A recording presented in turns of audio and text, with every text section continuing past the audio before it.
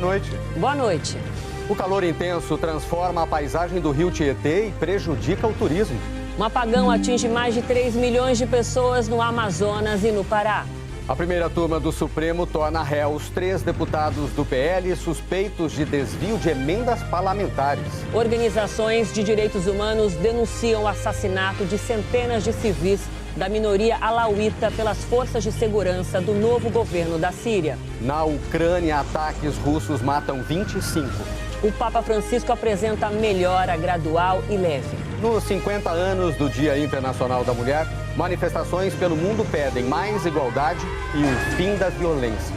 Você vai ver os gols na reta final dos campeonatos estaduais. E a multidão que resiste em se despedir do carnaval. Agora no Jornal Nacional. Um apagão deixou grande parte do estado do Amazonas às escuras por mais de 8 horas. A energia elétrica acabou por volta das 11 da noite de ontem na região metropolitana de Manaus e em outras cidades do estado, o que prejudicou também o abastecimento de água. A falta de energia atingiu ainda municípios do noroeste do estado do Pará, como Óbidos, Monte Alegre e Juruti. Segundo a concessionária Amazonas Energia, mais de 3 milhões de pessoas foram afetadas. O fornecimento de energia só foi totalmente normalizado às 7 da manhã de hoje.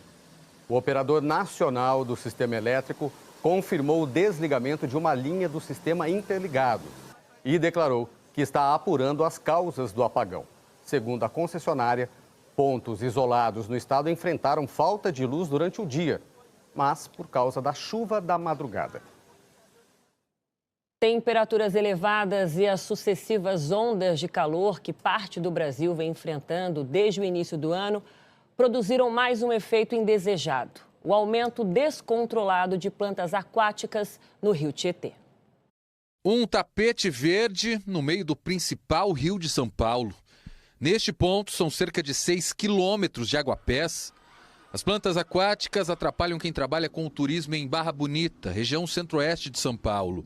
Por aqui, mais de 3 mil turistas fazem os passeios de barco toda semana. Está muito alto. Entrar ali é mesmo que eu já entrar no atoleiro. Entrou, ficou. Esse aqui é considerado ponto alto do passeio pelo Rio Tietê em Barra Bonita. É a chamada eclusagem. As comportas são fechadas e a câmara se enche de água para que a embarcação consiga chegar à parte mais alta do rio e aí deveria seguir o trajeto. Mas as plantas aquáticas se tornaram um obstáculo para isso. Essa embarcação ficou à deriva. Essa outra correu o risco de naufragar. Ao tentar cruzar uma região com muitos aguapés, ele pode vir a ser aspirado pelo motor, enroscar no eixo, no hélice, causando alguma avaria, deixando às vezes até a deriva essa embarcação. Nesta fazenda de piscicultura em Arealva, o vento levou os aguapés para dentro dos tanques de criação de tilápias. Os peixes param de comer por causa da falta de oxigênio. Prejuízo para o produtor, que tem que retirar as plantas ao menos 2 vezes por semana. Perdas para os pescadores. Seu José viu a renda cair 40% nas últimas semanas. Pega muita sujeira no anzol, enrosca no anzol e dependendo do lugar que você está, você não pode nem sair com o barco. Um grupo de trabalho formado por empresários, ONGs e pesquisadores revelou que os aguapés afetam a qualidade da água no interior do estado e fizeram diminuir o volume do rio Tietê. Segundo a diretora da Fundação SOS Mata Atlântica, as recentes ondas de calor pioraram a situação, que já era grave. A ausência de sombra nas margens causa o grave aumento da temperatura da água, então matéria orgânica em decomposição, fertilizantes agrícolas, tudo isso dentro do rio, com o aquecimento da água, ajuda na proliferação das plantas aquáticas. A solução é plantar mata ciliar no entorno do rio. Agora, emergencialmente, de forma paliativa, seria retirada essas plantas seriam reaproveitadas para que elas não fiquem em desequilíbrio no rio. A Secretaria de Meio Ambiente do Estado de São Paulo declarou que vai discutir um plano integrado sobre o reservatório no Fórum de Recuperação do Rio Tietê. Vamos ver agora como fica o tempo em todo o Brasil com a Thaís Luquezzi. Oi, Thaís, boa noite para você. Boa noite, Paulo Renato, Aline. Olha, ainda fica muito quente no estado de São Paulo como um todo amanhã, viu? Uma boa noite para você. Aliás, no Sudeste, a primeira semana de março foi marcada pelas altas temperaturas e pela pouquíssima chuva. Aqui na capital paulista, entre o início de fevereiro até agora, foram 23 dias em que não choveu nada. E no Rio Grande do Sul, essa chuva foi ainda mais irregular. E o calor, mais intenso. Porto Alegre, que chegou hoje aos 37 graus quase, amanhã uma queda brusca, faz 27. É no Rio que vai chegar aos 37. Em Florianópolis e São Paulo, 34. Vitória e Goiânia, 33 graus. Em Belém, São Luís e Fortaleza, 29, porque continua chovendo muito por aqui. Por isso, o norte do Ceará, do Maranhão, leste do Pará e o oeste do Amazonas têm risco para alagamentos neste domingo. Pode chover entre 30 a 40 milímetros em Belém e Fortaleza. Na faixa leste do Nordeste também chove muito, em Recife, João Pessoa e também em Natal. O tempo vai ficar firme neste domingo, desde o Paraná até o sertão nordestino. E veja que no sul do país a chuva já vem forte. É por causa da frente fria que chega esta madrugada no Rio Grande do Sul e vai pôr fim à onda de calor. Ela finalmente vai furar o bloqueio atmosférico e chega ao sudeste na segunda-feira. Amanhã há risco de temporais já no Rio Grande do Sul, também em Santa Catarina e no sul do Paraná. O vento pode chegar a 70 km por hora aqui, junto com granizo isolado e alerta para alagamentos. E é essa frente fria que traz uma mudança para valer nas temperaturas excessivas. E elas vão despencar no sul do país. Veja, na segunda, o dia já começa com 11 graus nas áreas de serra e com 10 graus em Bagé, no sul gaúcho.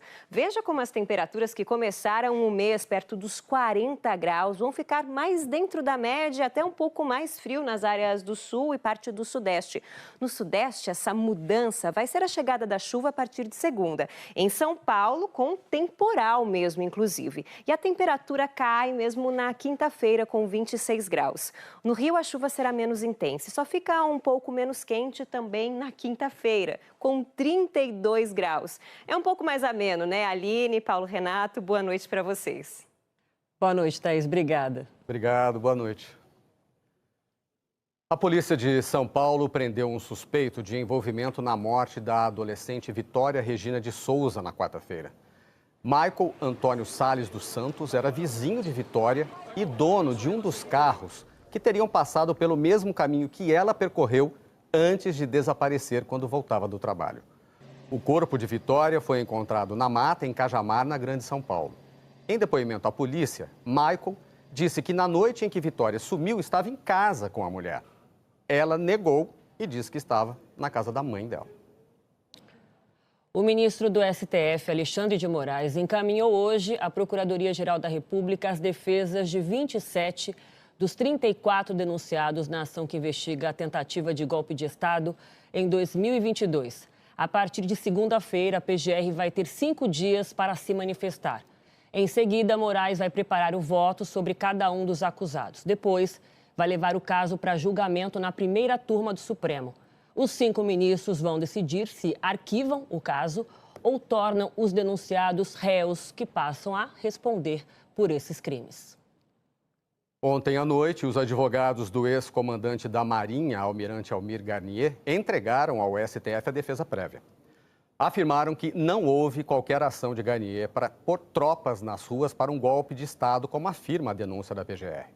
Que o almirante permaneceu em silêncio durante a reunião, na qual, segundo a PGR, o então presidente Jair Bolsonaro apresentou uma versão reduzida da chamada minuta do golpe. Que esse fato comprova que Garnier não tentou influenciar os comandantes das outras forças a aderirem a uma trama golpista.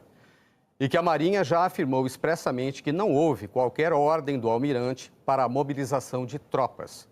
Os advogados também afirmaram que não há provas da participação de Almir Garnier numa organização criminosa. E pediram que o julgamento saia da primeira turma e vá para o plenário do Supremo. E 3 dos 5 ministros da primeira turma do Supremo Tribunal Federal votaram para tornar réus 3 deputados do PL por suspeita de desvio de recursos de emendas parlamentares. Josimar Maranhãozinho, Pastor Gil e Bosco Costa, que atualmente está na suplência. De acordo com a Procuradoria-Geral da República, em 2020, eles pediram propina em troca de emendas parlamentares no valor de R$6 milhões para o município de São José de Ribamar, no Maranhão. A ministra Carmen Lúcia e o ministro Alexandre de Moraes seguiram o relator ministro Cristiano Zanin. No voto, Zanin afirmou que a investigação reuniu elementos consistentes em documentos, planilhas e depoimentos. Ainda vão apresentar o voto os ministros Flávio Dino e Luiz Fux.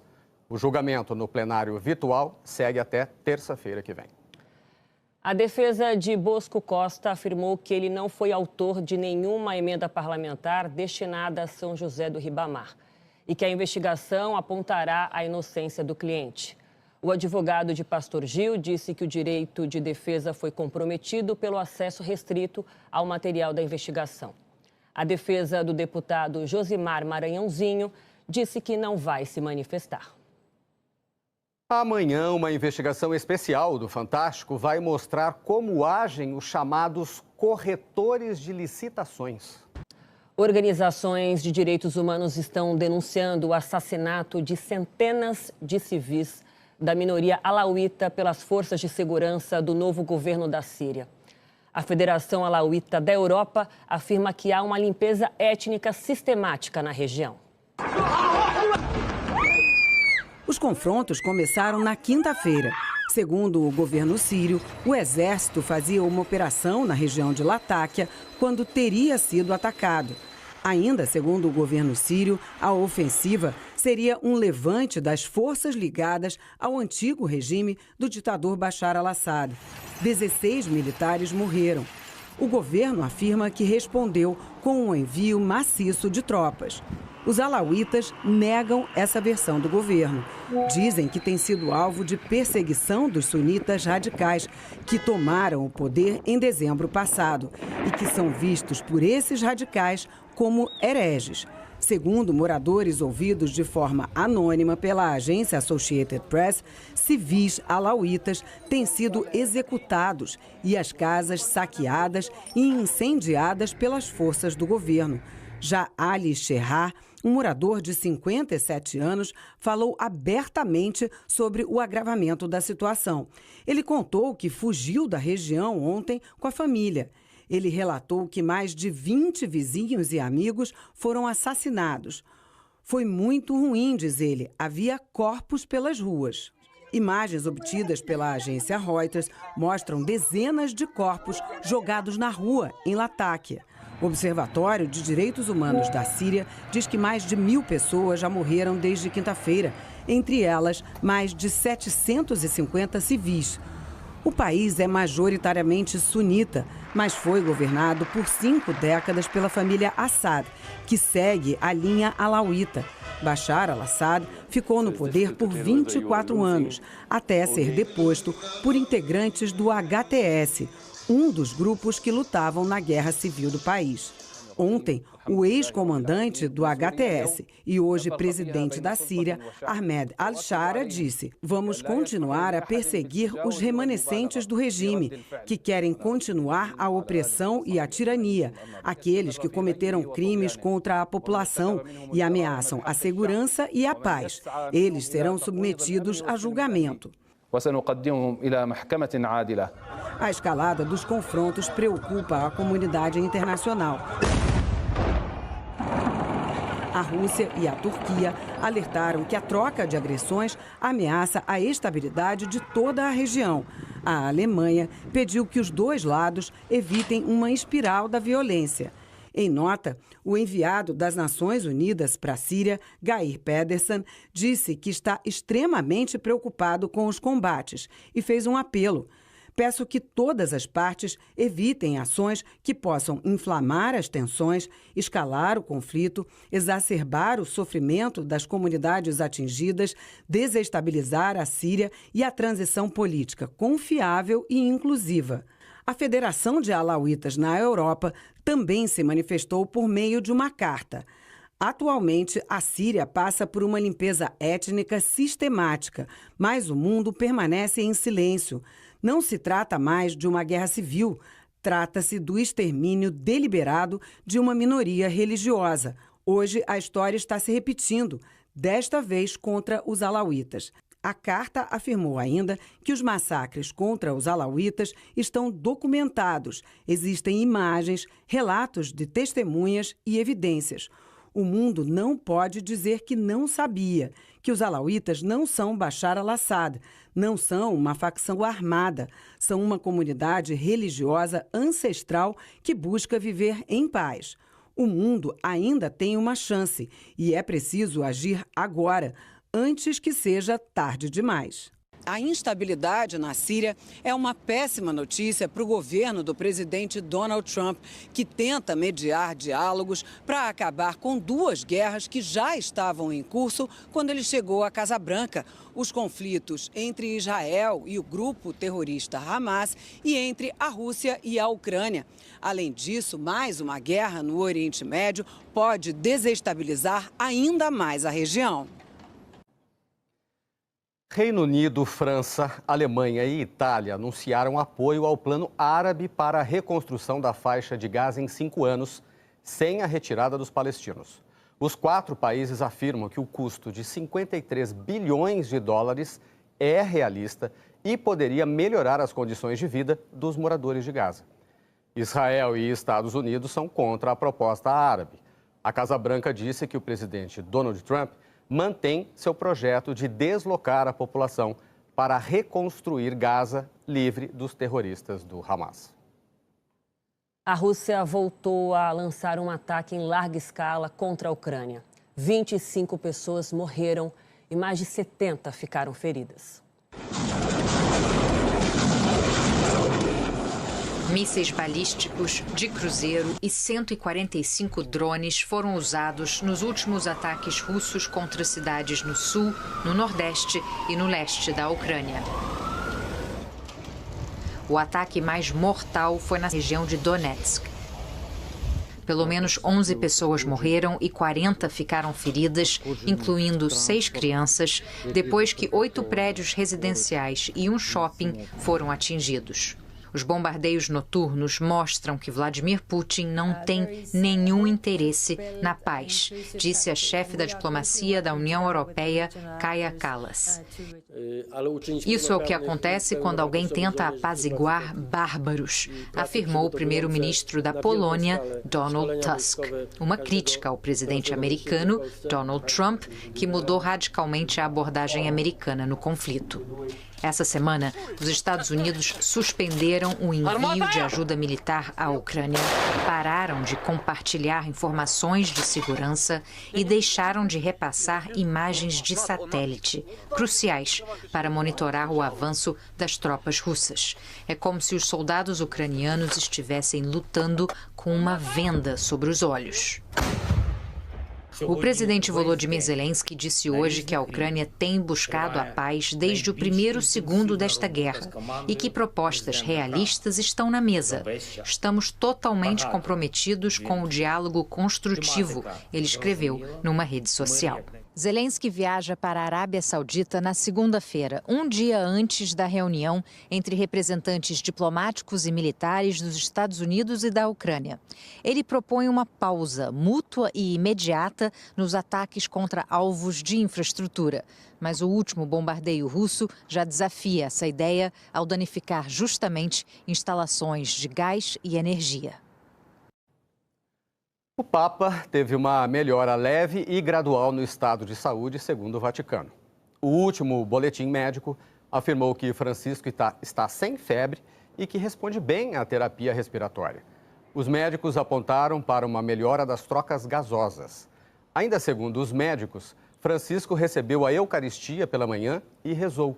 À tarde, alternou descanso com atividades de trabalho. Hoje também, o cardeal Pietro Parolin leu uma carta enviada pelo Papa durante uma missa na Basílica de São Pedro.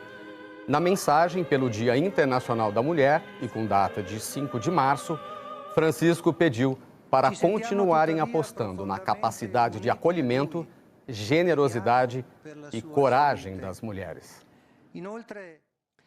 Manifestações pela igualdade de direitos e o fim da violência marcaram os 50 anos do Dia Internacional das Mulheres.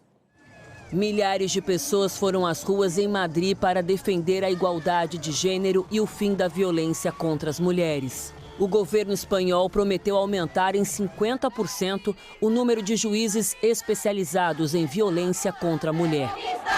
Os atos em Paris foram convocados por associações e sindicatos em defesa da igualdade salarial. Em Londres, protestos pediam o fim do silêncio da violência contra a mulher.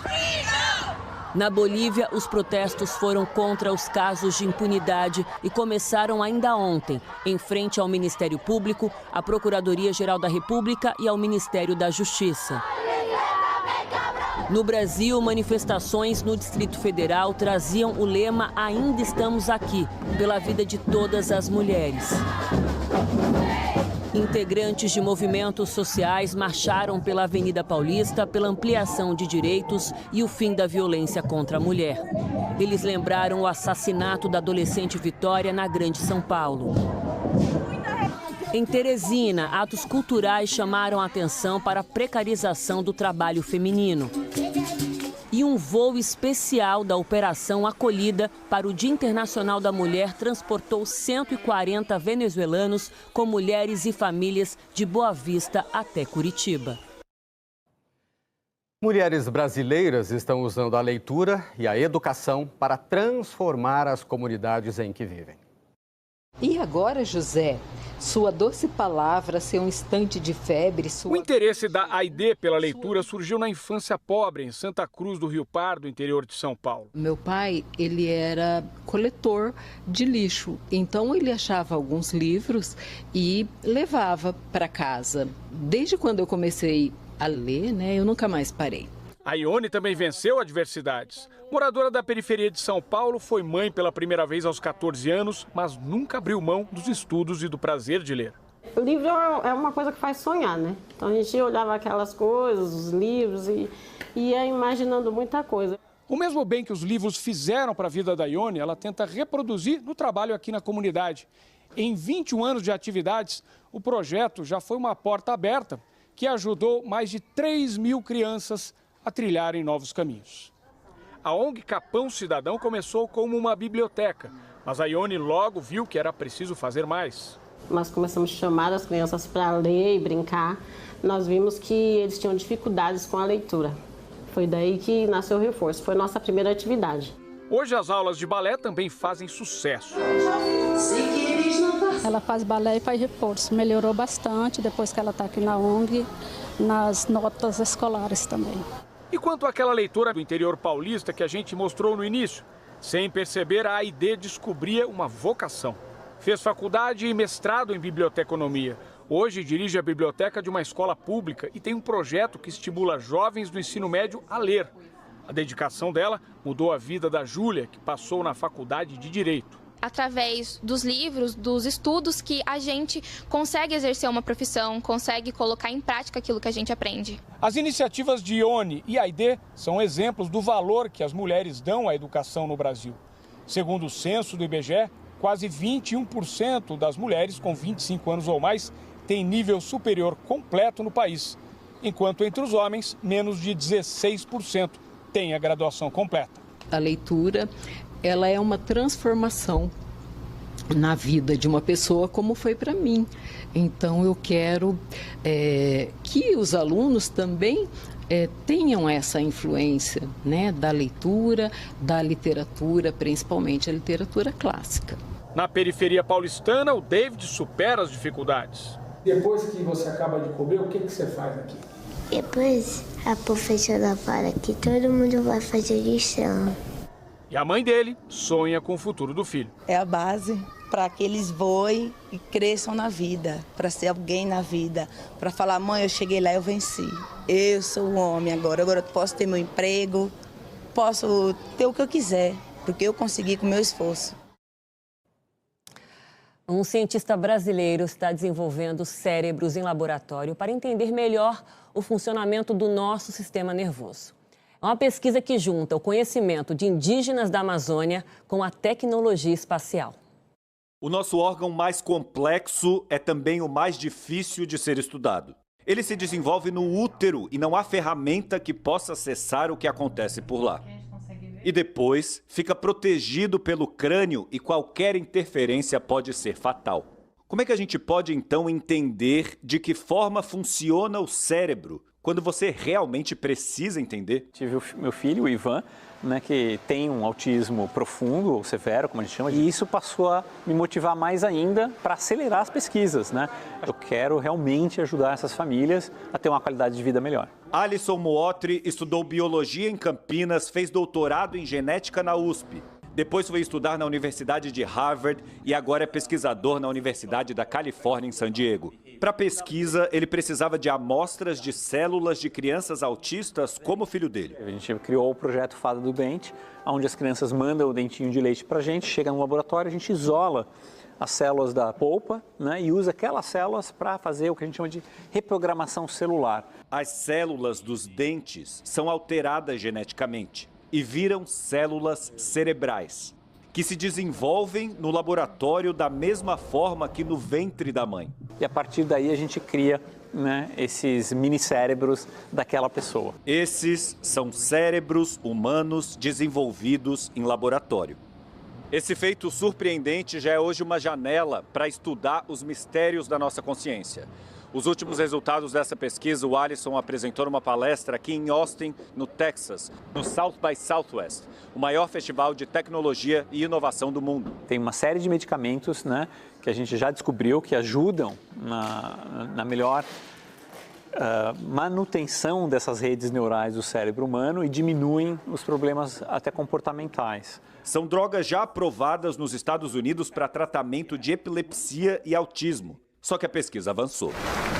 Os cérebros embarcaram numa Falcon X rumo ao espaço, porque há anos está provado que os órgãos dos astronautas em viagens espaciais envelhecem numa velocidade surpreendente. A Agência Espacial Americana queria entender por quê, e o Alisson tinha suas próprias dúvidas. Para estudar um cérebro, por exemplo, que tem Alzheimer's, eu precisaria esperar 70, 80 anos. Na estação espacial, eu consigo chegar nesse estágio em um mês. Então, a gente usa a estação espacial como uma incubadora dos minicérebros e quando eles voltam à Terra, eles envelheceram o tempo que a gente precisa. Isso deu para ele uma outra ideia. Alisson foi para a Amazônia. Ali, perguntou para os sábios da floresta: o que vocês usam que é bom para a cabeça? Eles nomearam uma série de plantas. E Alisson lançou na floresta robozinhos minúsculos voadores, drones biodegradáveis, que foram atrás das plantas no meio da mata e contaram onde elas estavam. Ele recolheu as plantas, separou as moléculas, vai colocar nos cérebros do laboratório e mandar para o espaço, onde muito rapidamente poderemos saber o efeito que elas têm no processo de demência. O próprio Alisson já fez o treinamento de astronauta e deve ir para o espaço numa missão em 2026. Mas não quer ficar mais de 20 dias para não sofrer as consequências da deterioração das células. Ao mesmo tempo, construiu esse robozinho. Sabe quem está os ensinando a andar? Quem controla os robôs são os cérebros humanos criados em laboratório.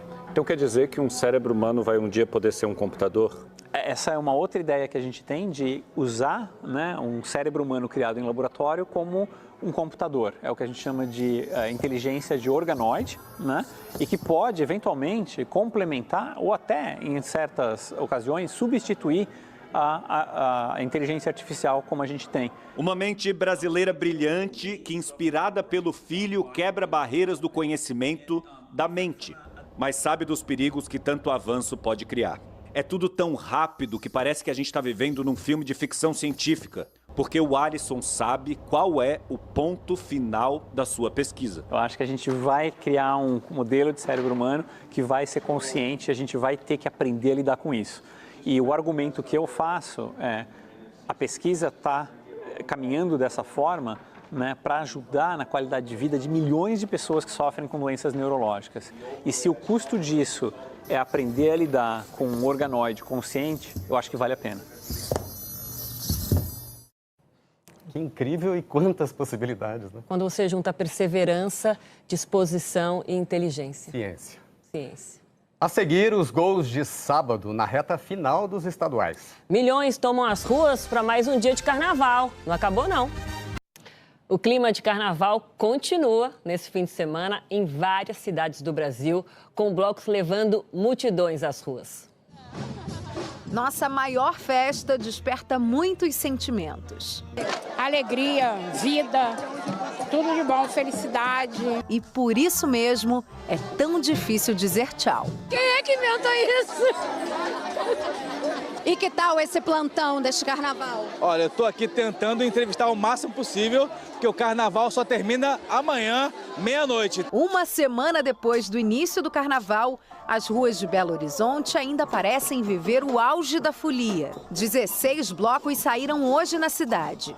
Esse homenageou o cantor britânico David Bowie e também celebrou o Dia Internacional das Mulheres, com músicas de Rita Lee e Gal Costa. Para mim, o carnaval podia ser o ano todo. No centro da capital mineira, a atração foi o bloco do Malvadão, do cantor Xamã. Em São Paulo, mais de 80 blocos desfilaram, com opções para todos os gostos. Para as crianças e para quem curte dançar no meio da multidão. A banda Baiana System levou o Navio Pirata, sensação no Carnaval de Salvador, para a região do Ibirapuera. No Recife, um bloco formado só por mulheres mostrou a tradição das orquestras de frevo e ainda teve cortejo ao som do maracatu. Dezenas de blocos desfilaram neste sábado aqui no Rio. Dá para dizer que no expediente do carnaval, hoje foi dia de hora extra. E ninguém está reclamando de ficar mais um pouquinho.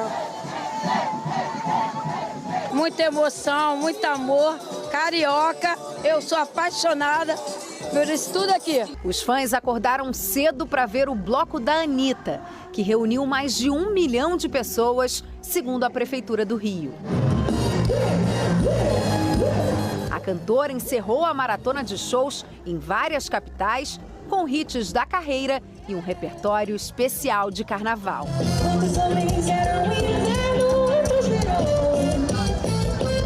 No público, cariocas e turistas de várias partes do Brasil e do mundo. Rio Grande do Sul! Maravilhoso! Amamos! Tá ótimo! Pro carnaval, nunca é adeus. É só um até logo. Ano que vem tem mais. Tá acabando, né? Acabando. Mas é bom, é a lembrança pra ter energia pro ano que vem, né? Que vai ter. E amanhã é dia de esporte espetacular, ainda em clima de carnaval. O Cerro Porteño do Paraguai enviou uma carta ao Palmeiras para se desculpar pelos atos de racismo cometidos por torcedores do clube. Os jogadores Luigi e Figueiredo foram vítimas de racismo durante o jogo da última quinta-feira pela Libertadores Sub-20. Na carta enviada ao Palmeiras, o Cerro Porteño se comprometeu a punir os envolvidos caso sejam sócios do clube. Também informou que vai pedir a ajuda da polícia e do Ministério Público do Paraguai para identificar os agressores. E vai pedir às autoridades para proibir esses torcedores de frequentar estádios no país. Amanhã a Globo mostra a Supercopa do Brasil Feminina a partir de 10:45 da tarde, horário de Brasília. Esta semana teve início a Supercopa Feminina, primeira competição da temporada. O torneio chega à 4ª edição com o maior nivelamento entre os clubes desde a criação. A Supercopa tem o mérito técnico, né? Equipes muito fortes, mas também equilibrando esse aspecto que é importante de desenvolvimento do futebol feminino. O Corinthians venceu as 3 primeiras edições, 2 com Arthur Elias no comando, hoje o técnico da seleção brasileira. O atual tricampeão estreia amanhã em Porto Alegre contra o Grêmio. O domingo terá rodada dupla. O Flamengo enfrenta o Real Brasília no Distrito Federal. Agora o ano está todo completo. A Supercopa Feminina, começando agora. O Brasileirão a partir de 23 de março, vai até novembro. Os estaduais só no segundo semestre, começam em agosto. E a grande novidade da temporada, a Copa do Brasil Feminina, com 64 equipes, entre maio e novembro. O calendário cheinho tem um objetivo lá na frente: fortalecer a modalidade no país de olho na Copa do Mundo de 2027, será no Brasil. Foi o que atraiu a colombiana Daniela Montoya, uma das melhores jogadoras da América do Sul. Reforço do Grêmio para a temporada. É muito atraente que o Mundial seja aqui, disse Montoya. Também tem o calendário brasileiro que nos dá a chance de competir o ano todo. O maior investimento do Corinthians também veio de fora, mas é brasileiríssima. Andressa Alves retorna ao Brasil após uma década entre a Europa e os Estados Unidos. Eu vi a evolução que está tendo, no futebol feminino. Fiquei 10 anos fora, então eu recebi o convite do Corinthians. Foi bem fácil dizer sim. Cristiane disputou 4 edições de Copa do Mundo pela seleção. Principal jogadora do Flamengo, a atacante espera que o país aproveite os holofotes pelos próximos anos. Vai valer muito de como a gente vai aproveitar essa Copa aqui, o quanto a gente vai incentivar mais ainda a modalidade, o quanto a gente vai criar oportunidades para as meninas, para a nossa próxima geração. Que terá calendário cheio para mostrar o talento e o carisma que só a gente tem. E agora há pouco o Cruzeiro eliminou o Bahia nas quartas de final da Supercopa Feminina. A goleira Dida passou direto e Letícia Ferreira cabeceou. A zagueira afastou, mas a bola já tinha entrado no gol. Cruzeiro 1, Bahia 0. Em Minas Gerais e no Rio Grande do Sul começaram as finais dos estaduais. No primeiro jogo da decisão do Campeonato Gaúcho, o Internacional saiu na frente do Grêmio. Carboneiro aproveitou a sobra e chutou no canto para fazer 1-0. Depois, o próprio Carboneiro cruzou para o Alan Patrick definir a partida. Internacional 2, Grêmio 0. Pelo Campeonato Mineiro, o Atlético levou a melhor sobre o América no primeiro jogo da final. A Arana cruzou e a bola entrou depois da falha do goleiro Jori. 1-0 Galo. Bianco aproveitou o passe do Scarpa e ampliou. Gabriel Menino cruzou e Lianco de cabeça fez o segundo dele, terceiro do Atlético. Rony recebeu o lançamento, ganhou na corrida e fechou o placar. Atlético 4, América 0. Em Pernambuco, primeira partida da semifinal do estadual. Clássico entre Sport e Santa Cruz. O Sport saiu na frente. Gonçalo Paciência chutou e o goleiro Rô Kennedy não segurou 1-0. Depois da cobrança de escanteio, João Silva marcou de barriga. E Sport 2, Santa Cruz 0. No Campeonato Cearense, o Fortaleza eliminou o Ferroviário com esse gol de Lucero e está na final. Assim como o Vitória, que venceu o Atlético para garantir vaga na decisão do Campeonato Baiano. Janderson fez o primeiro, Thiaguinho o segundo e Carlinhos o terceiro. Vitória, finalista 3, Atlético da Bahia 0. Semifinal do Campeonato Carioca, Flamengo e Vasco no Maracanã. Coutinho cobrou falta na área, Lucas Freitas tentou dominar e na sobra, Nuno Moreira fez 1-0 Vasco. O Flamengo empatou com Bruno Henrique, 100º gol dele pelo clube. Luiz Araújo aproveitou o rebote, driblou o Hugo Moura e virou para o Flamengo. Flamengo, pelo 7º ano seguido na final do Carioca 2, Vasco 1. O Jornal Nacional fica por aqui. Inscreva-se no canal e ative as notificações para não perder mais edições.